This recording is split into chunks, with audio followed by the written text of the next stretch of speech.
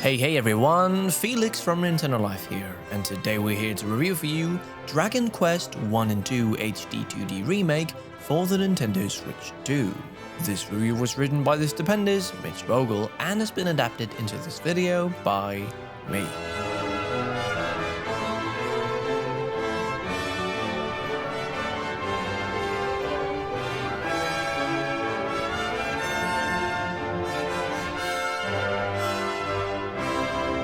After the initial announcement of Dragon Quest 3 HD-2D Remake, Square Enix took a few years before it shared any further significant information on the project, which led some at the time to wonder if it had been cancelled or was facing development issues behind the scenes.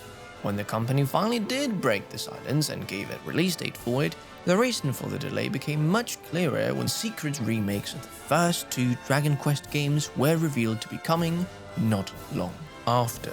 Now, the wait for these follow-ups is finally over, and we're pleased to share that Dragon Quest 1 and 2 HD-2D Remake is every bit as charming, engaging, and as addictive as you'd hope. Square Enix has done a great job of modernizing these classics for a new generation. As far as the narrative is concerned, these two titles are actually sequels to the third game and carry on its storyline in the adventures of heroes descended from Erdrick. Dragon Quest 1 begins a couple of generations after Erdrick's adventure and follows a lone hero who must live up to his ancestors' legacy by reclaiming his power, defeating the Dragon Lord, and saving a princess from captivity. Dragon Quest 2 then takes place several generations after this, following a party of princes and princesses descended from Erdrick who unite and fight on behalf of their respective kingdoms against Hargun, an evil wizard who poses a threat to the land. Both games may feature relatively simplistic plots, but both benefit from the addition of extra scenes and characters to help flesh out their narratives. As an example, the original Dragon Quest 1 had you visit a cave and find a tablet that revealed your lineage to Erdrick's descendant, and it was literally just a thing you found on the ground at the end of a dungeon with a little fanfare.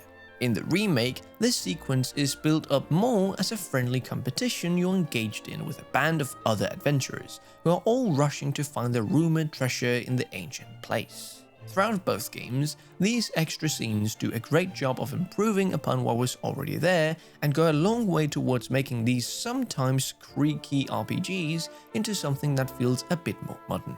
Dragon Quest 2 especially has become way more in-depth, with a variety of named characters, brand new locales, and story beats all coming together to make for a narrative that's closer to what you'd expect of an RPG from the 16-bit era or later.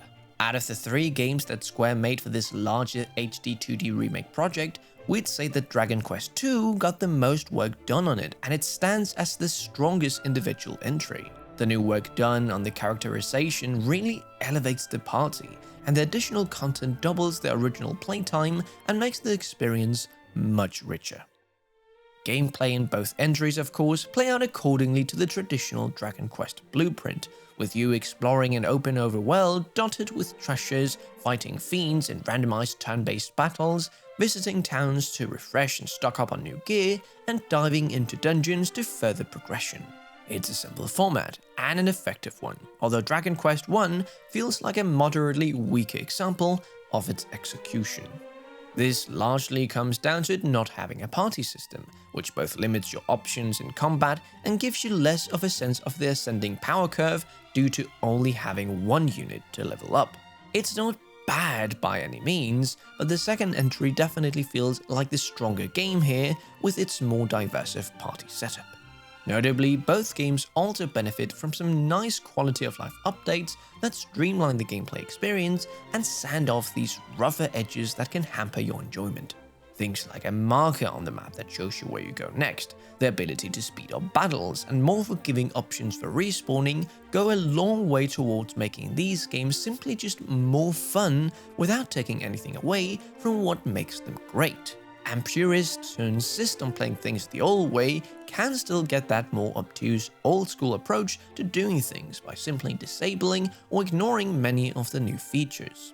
There's even a toggleable Draconian Quest difficulty mode that lets you really turn up the pain if the difficulty isn't enough. As far as the visuals are concerned, this is arguably the best implementation of Square's HD-2D tech that we've seen on a Nintendo platform. Not only does it expertly meld top-notch Akira Toriyama-style sprite work with dynamic lighting and modern design elements, but it does all this with a lovely 60 FPS on Switch too.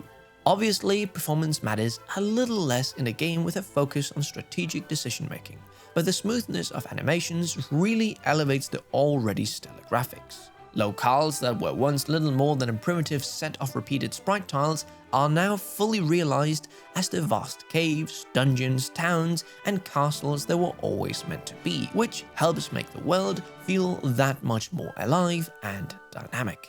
Much like how the HD-2D refresh boosted the formerly simplistic visuals, the soundtrack similarly gives the original music tracks a nice polish, bringing in fresh symphonic arrangements of the original that were performed and recorded here by the Tokyo Metropolitan Orchestra. Most of the cozy, whimsical, friendly atmosphere of these games can be attributed to their accompanying music, and while the tracklist for both games may come in a little short, their relatively brief runtimes are made up by the sheer quality of each track. This is very much a game that you'll want to play with headphones, as it really helps to immerse you more into this storybook fantasy world. Another thing worth highlighting about this package is the relative value that it offers for the price. Though technically you're looking at two distinct games here, you can easily play them as they were one continuous experience, and it even sort of feels like it was designed to be played that way. Though we think Dragon Quest II is the overall better game, both have their charms and complement each other very well. So, in conclusion, Dragon Quest I and II HD-2D Remake is a deeply satisfying follow-up to last year's remake project, closing out the Erdrick trilogy on a fittingly note. A gorgeous art style, tons of new content and quality of life updates, and a wonderful soundtrack all combined to make this one an easy recommendation for any retro JRPG fans. If you're interested in RPGs, we'd suggest you pick this one up at your earliest opportunity. These games stand as excellent reminders of why Dragon Quest is so highly respected to this very day. We here at Nintendo Live give Dragon Quest I and II HD-2D Remake for the Nintendo Switch 2 a 9 out of 10.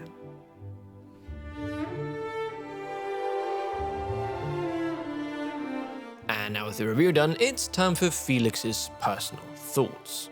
Performance really is top-notch in this remake, and there's even a toggle to change it from the default performance mode to quality. That detail in quality mode is really minimal though, so the drop from 60 to 30 FPS simply just isn't worth it in my eyes. But I did notice it was slightly more blurry in handheld mode, so if I primarily played it on the go, which I just don't, maybe I could be swayed to use quality. That smoothness is just really hard to let go of once you've tasted it. It's especially wild if you go back and compare it to Dragon Quest III on the Switch 1. Wow, it's just night and day. I mean, literally what you're seeing right here. But yeah, it is really, really impressive.